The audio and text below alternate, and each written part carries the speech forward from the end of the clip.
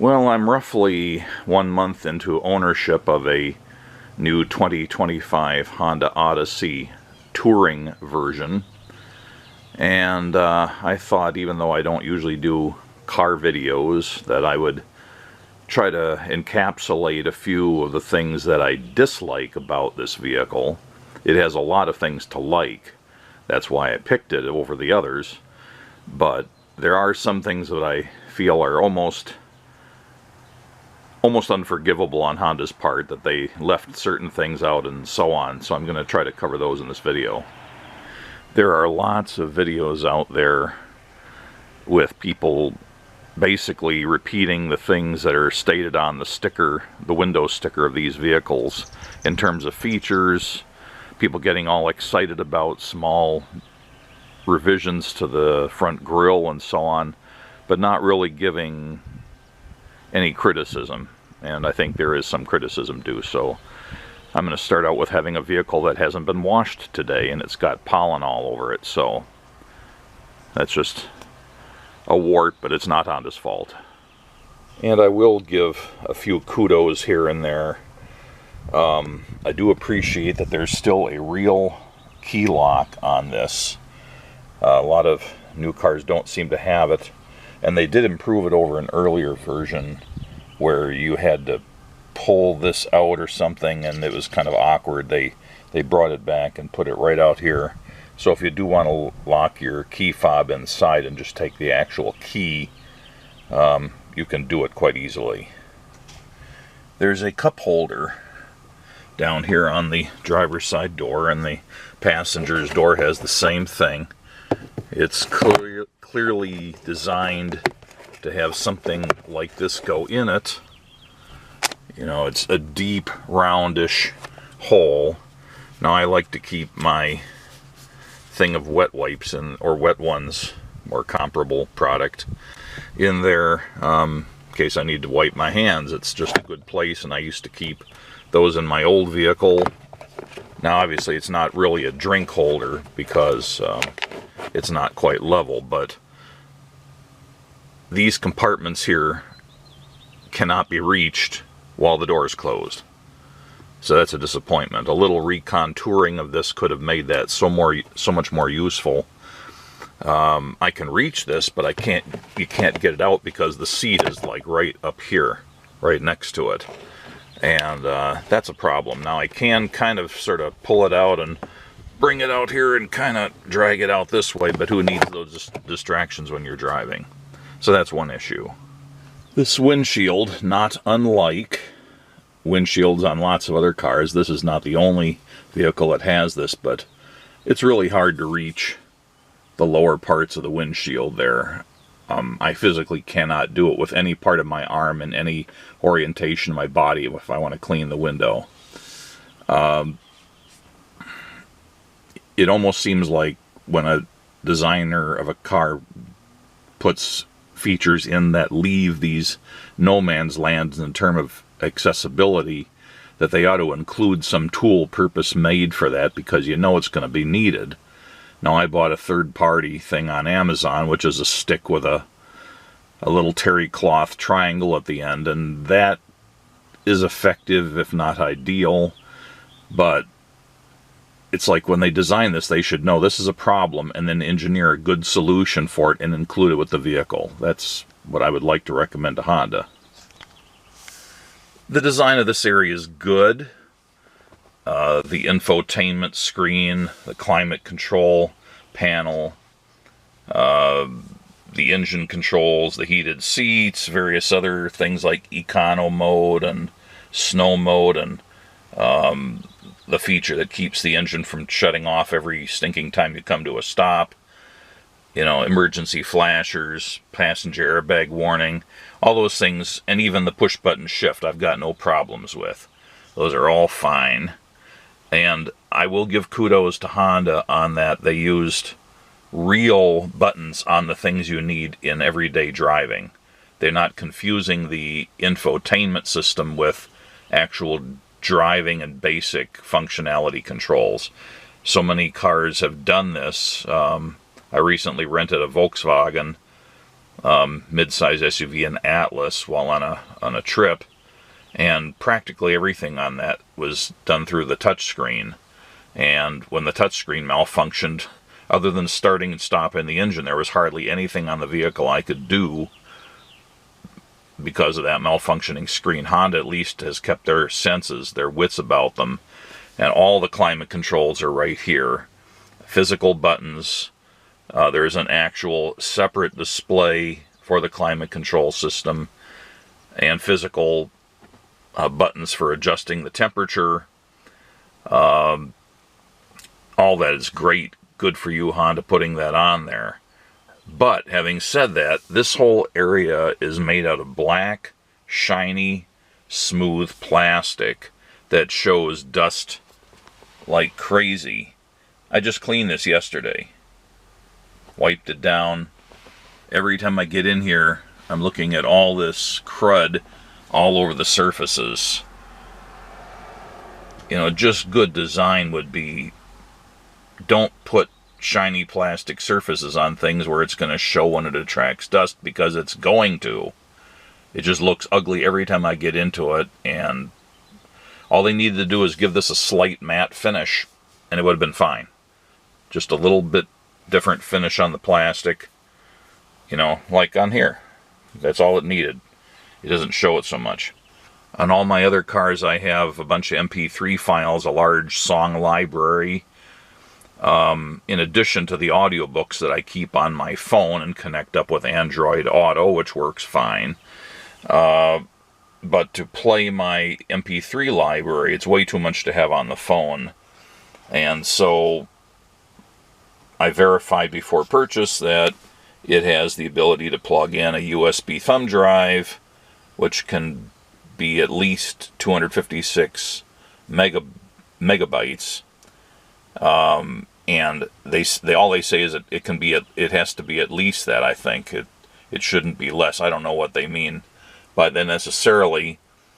I don't know if there's a maximum size on it, but from what I've read on forums, it can be at least 32 gigabytes, and probably a lot larger. But here's the caveat. The only place you can plug it in, there's USB jacks all over the vehicle. Most of them are USB-C, and they're intended for chargers primarily. This one is got data on it, so, and I haven't actually checked it out yet, but this is the one the manual says you should use to plug in a USB thumb drive if it has your music on it. And that's okay, except this is a cargo area here, and if you put a thumb drive in here, it's sticking out here, and you know the darn thing's going to get broken or damaged or something. If you're putting in a port like that, it should be recessed, or maybe there should be another one that's recessed, and this one can be used for just plugging your phone in temporarily or something, because USB thumb drives don't have cords on them, you know. They could have done this a lot better. Now, here's another caveat I just learned. I bought a 256 gigabyte SanDisk thumb drive and was getting ready to start loading all my files onto it, even though they don't take nearly that much room. And I found out that this only works if it's formatted for FAT32. FAT32 is a little bit outdated, although I understand it's fairly common with things like thumb drives and SD cards.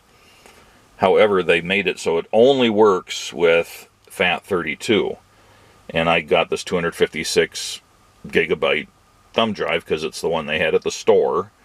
They didn't even bother selling the smaller ones because they're so cheap. And then I find out just before I'm ready to load the music on that I cannot format it to FAT32. It comes formatted as exFAT, and everything I've read says that won't work in here, or if it works, it won't work reliably. So I found out that 32 gigabytes is essentially the maximum size that Windows will allow to format to FAT32.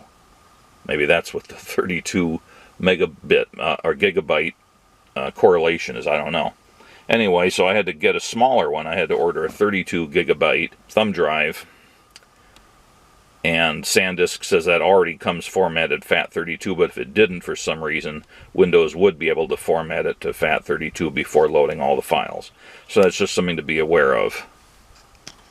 Another annoyance, I prepared a new USB thumb drive. I think I already talked about that, but just to recap, it has to be formatted as FAT32 to work in this Odyssey audio system. If you rip a bunch of files and put them in your music library and you make the file names the names of the song, which may or may not happen automatically when it's ripped depending on what does the ripping and so on, there's a difference between the file name and the title. For example, I have these files in my library opened up in File Explorer in Windows, and there's definitely a name and there's a title. And by default, the device I've used to make the ripping just assigns track numbers to them, and that's what's going to appear on the display of the Odyssey's audio system. And if you don't like seeing everything called track 1 or track 8, you have to find some way to get the file name or whatever place you have the actual title moved into the actual title. This is all what's called metadata over here.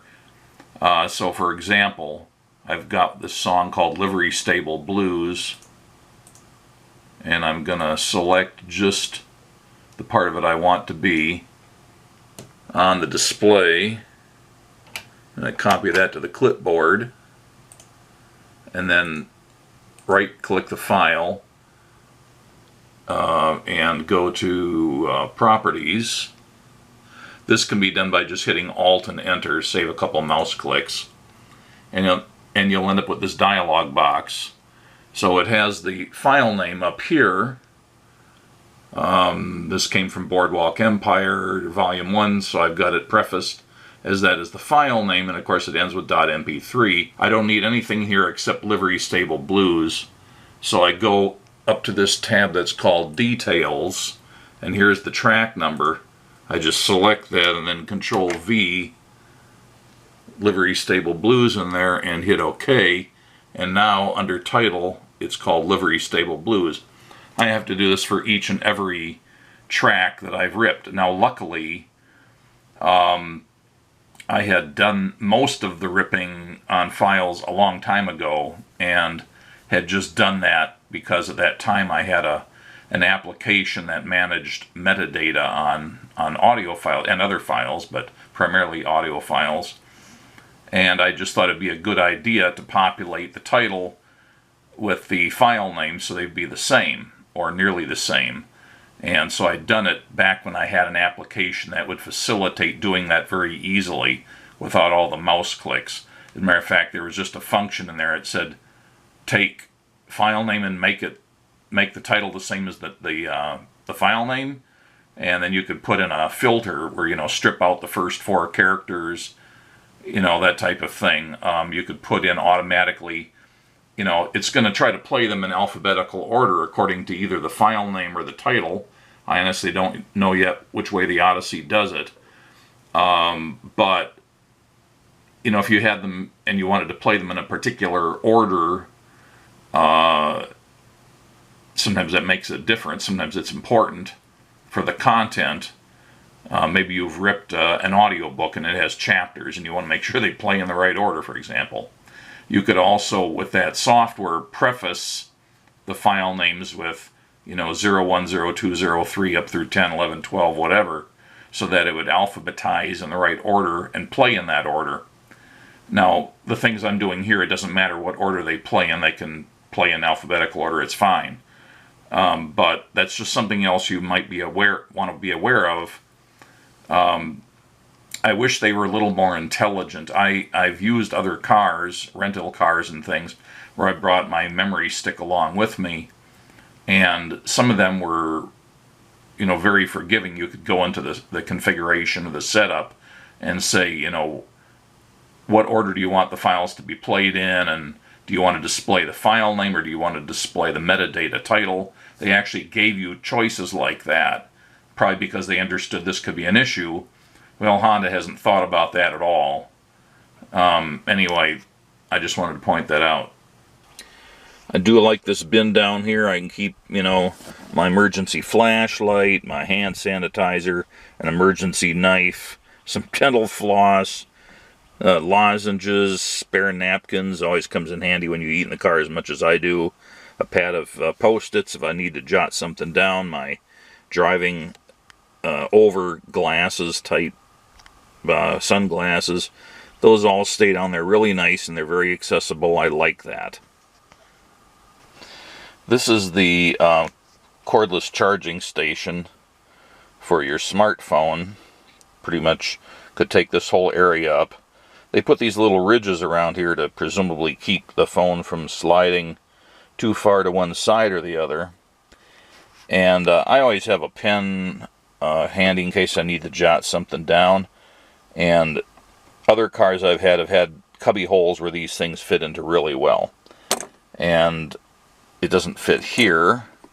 If I put it here, this thing complains that there's a metallic object on the pad. Just from, I guess, the only metallic thing on here is the tip of the pen and the spring. But it doesn't like it when I put it there, even though that would be a good place for it.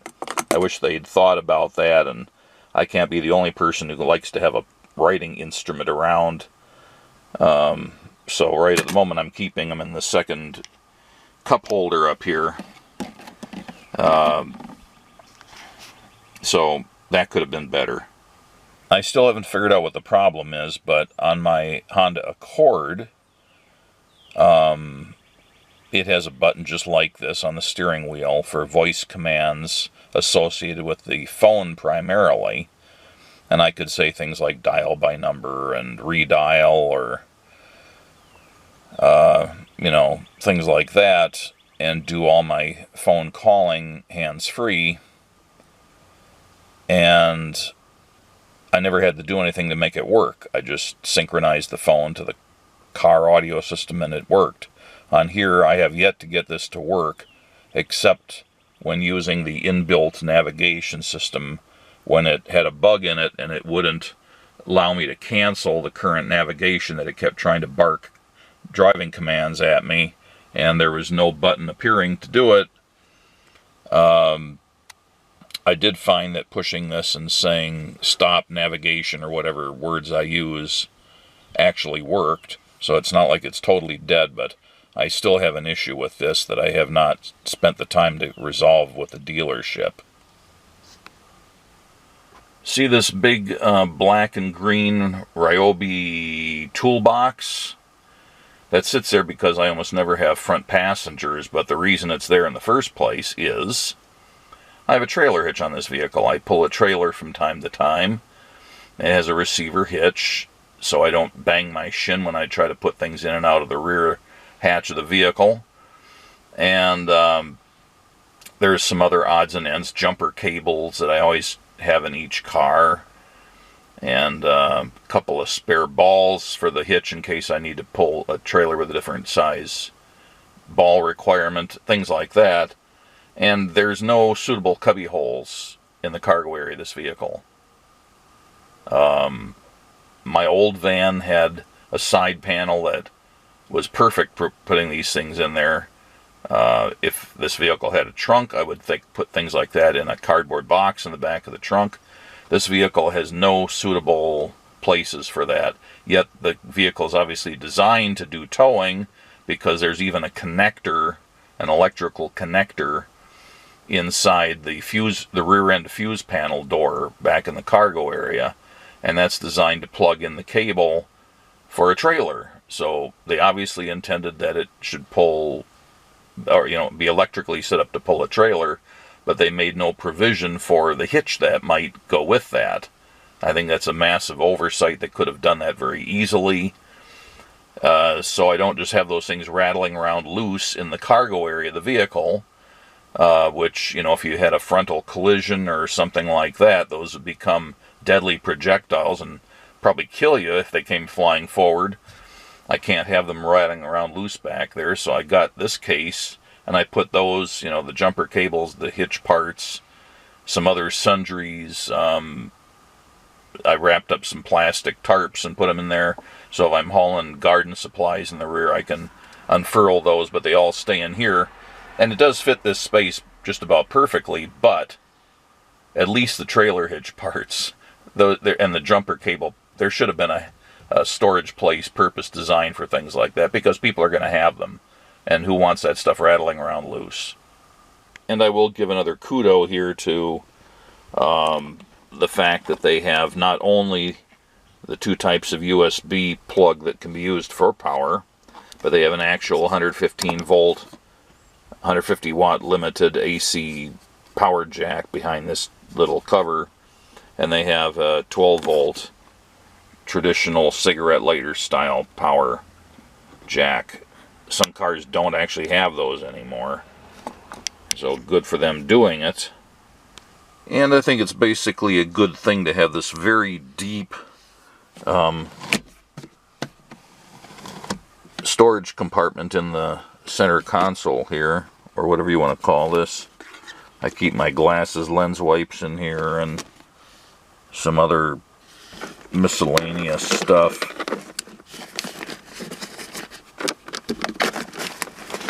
And there are more jacks down here, and also an HDMI socket. You can put a little, like a DVD or a Blu-ray player. Some of the small portable ones can fit down here and be powered by one of those from the USB, for example. It is marked for power, and plug in the HDMI, and then that would appear on the entertainment system. Although I haven't yet verified whether this screen can be used to display the videos. I haven't gotten into that. I would never want to have a movie playing on this in view of the driver. I think it would be too far away for rear seat passengers to enjoy, so in this particular vehicle I have has this on it.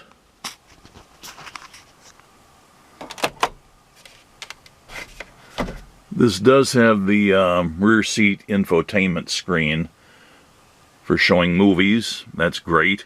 I'm never ever going to use that, and I wouldn't have bought a vehicle with that on there, except they didn't have anything else on the lot when I needed to buy a new vehicle, so I had to pay for that. There is a small climate control thing there to control the rear section heating and air conditioning.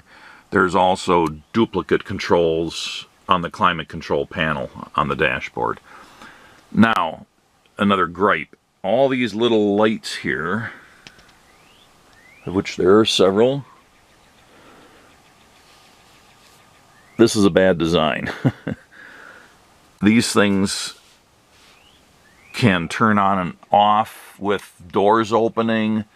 They can turn on and off for various reasons that you can program on the infotainment screen. But I found myself driving around the first time I tried driving one of these at night. These lights, not all of them, but some of these lights were on, and I thought the doors must be ajar, and they weren't. And I pulled over and messed with the settings on the infotainment screen, thinking that maybe they were just programmed to be on or whatever, and according to that they should not have been on. Well, it turns out you can push those in and just turn them on, which is okay. It's nice to have just an immediate thing that'll turn them on no matter what else may be set. That's good, but there's no way to tell which position they're in. So then when you don't want them to be on, then you're in the wrong place. You're in the driver's seat and there's some lights on in the vehicle you don't want. Most other vehicles I've seen that have these things have like a little slide switch on here where you can force it to be off, you can force it to be on, and then you can force it to work according to the normal automatic functionality. That's what should be here. With these things, it basically has that functionality, but each time you push the lens in, it changes modes, but there's no way for you to tell by looking at it which mode it's in. And then you're just waiting around to see why the lights are on or off, and you don't know why. That's crappy design, Honda. The cargo floor in these vehicles is not good as a cargo floor. And I will give Honda kudos for making sure that the width from there to here is actually more than 4 feet. It's like 1.5 inches wider than 4 feet or something like that. All the way from the back cargo door inside up to here is at least 4 feet wide, so you can slide in a sheet of plywood. That's what a lot of people who buy minivans want to be able to use them for the cargo aspect. And some minivans don't have 4 feet wide down there, or if they do, they have protuberances sticking out that'll catch on a piece of plywood when you're trying to slide it in. So good for Honda for designing this so it's wide enough. However, it's not 8 feet from there to here. If you have a piece of plywood laying on the floor, there is more than 8 feet to the back end of the seat mounts. So regardless of where you have the front seat slid to, as long as you only have a couple sheets of plywood laying in there, there is that 8 feet. But you've got this massive protuberance sticking up here. These are the rails for the center row seats. And while it's physically possible to dismantle anything on a vehicle, these are not intended to be taken out by the user. And therefore, even with the seats removed, you've got this thing sticking up 2-3 inches above the cargo floor. And when you put a sheet of plywood on there, it hits this thing. That is not 8 feet from there to the rear. Now there is underneath it an open area where I thought, oh, I bet the plywood is supposed to slide under there. No, because if the plywood is laying up on top of this thing, it hits the back of this. It doesn't go under it. So that's a screw up. A small rearrangement of how things are done here could have made all the difference there. As it is, I'm planning on building a new cargo floor for this vehicle. I see where a number of other people have done that too, based on YouTube videos and forum information. My plan is to get a couple sheets of 3/4 inch plywood just to make sure it's strong enough, and have it so the rear end sits just shy of the cargo door, resting on that lip that's just inside of the cargo door, and then running all the way up. It won't get all the way to the front because I'll have to cut off a little bit just to fit it in here to bring it home from the lumberyard. You know, maybe I'll cut it 6 inches short of 8 feet or something like that, and that'll be fine. I don't need every inch of the 8 feet. It's mostly just being able to get it into the vehicle to bring it home from the lumberyard. So I have to have the lumberyard cut that. But then my plan is to first get a 8-foot length of 2x4 and lay it on that rear lip and lay it across this thing, and then make measurements off the carpet up to the bottom. And it's all different heights, so it'll rest on that, it'll lay pretty much flush with that, then it'll be up in space above this area, then it'll be the top of this, then it'll be up in space again. So I don't think any of the elevations there are more than the width of a piece of 2x4. So I'm going to get a couple lengths of 2x4 and then cut those to length crosswise and screw them onto the bottom of the plywood so it'll sit on here. All the weight will be held off the floor by the 2x4s, and the plywood will just straddle all the high spots on here, and there won't be any pressure put on the third row seat covers or on the second row seat sliding mechanism cover, which isn't really designed to carry much weight, I don't think. Now, I understand where Honda was targeting families with this, and having the flexibility of moving the seats around and so on is paramount in their decision-making process. But I think there's a lot of people who use minivans for cargo, and how hard would it have been for Honda to have had an accessory available, purchased from the dealers. Maybe it would come in 4 sections or something, so you could store it in your garage easily. That would maybe snap together and kind of do like I suggested, straddle the high spots and then have something going down to the floor to hold the weight. That could have been done fairly inexpensively, and I think they should have done it instead of just leaving this kind of a mess here. So I think Honda screwed up on that. Not so much in the design of the vehicle, just in the design or the lack of providing an important accessory that a lot of people would want. If I do succeed in making my cargo floor, I'll probably document it in a video. Problem is, I threw out my back crawling around in here a couple of days ago, measuring, and now I can't work in it for a while. Anyway, so those are the beefs I have on that subject. I went to the car wash, had the outside of the van washed, and I keep my long-handled squeegee in here, and I use that to get off the water drops so they don't leave spots on the window. So after pulling out of the car wash, I open the side door, I grab the squeegee, I start going over the windows, I put the squeegee back in here, and I push this button to close the door, and there was nothing blocking the area at all, and I wasn't standing like inside the door, you know, anywhere. I was standing back, and I was just reaching over here, hitting this button. Instead of closing the door, it went beep, beep, beep, beep, like that. Okay, what's that supposed to mean? Look in the manual, no mention of it. Is it malfunctioning? Is it trying to tell me it thinks there's something blocking the door? I sat there, I might have to drive this thing home with the door open, I guess. So apparently the thing thought there was an obstruction. That's all I can assume. But you'd think that they would put that on the screen or something, instead of just beeping at you and then not explaining what the beep pattern means in the manual somewhere. That's a screw up.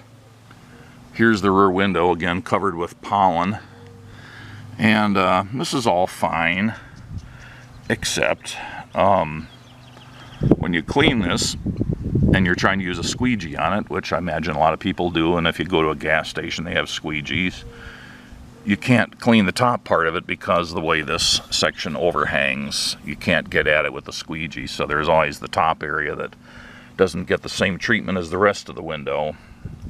I think they just didn't think about that, but a slight change in the angle of the plastic would have made it much better in that regard. Supposedly there's a kick sensor on these that you can kind of do something with your foot and open the rear door. I didn't see it described in the manual, and I haven't hit on a method of doing it myself without, you know, I don't know. I have not figured out how to make it happen yet. And there's some other lapses in the manual too, where you'd think it's a feature, I want to see how it's supposed to work, and then it's not described in the manual anywhere that I can find. Something else that I'm not fond of is in the inbuilt navigation screen. There are some settings, they're kind of confusingly phrased, so you're not always sure what they're asking you to set, and it's simple on-off stuff without much of an explanation. But I was able to get it set so north is always up on the map the way I like it. But I found that in spite of that, whenever it's giving me navigation and I approach an intersection where it's going to have me make a turn, it's suddenly at the last second, like just when I'm at the edge of the intersection, it'll spin the whole display upside down so that it's direction of travel up, which is really disorienting. I just have to figure I already know what I'm going to do before I get to the intersection, so I don't actually look at this. But I think that's got to be a bug, because if you've selected it to be north up, that should apply to everything. You know, you don't want to suddenly spin the whole map upside down for a few seconds. I've got an appointment to see the dealer's specialist in this type of thing to see if they can figure out if there's a way around that. Maybe it's a software update, or maybe it is just a setting which isn't apparent to me. But that's another thing that I find irksome. Anyway, so those are just a few things that I wish they had done differently on the 2025 Odyssey.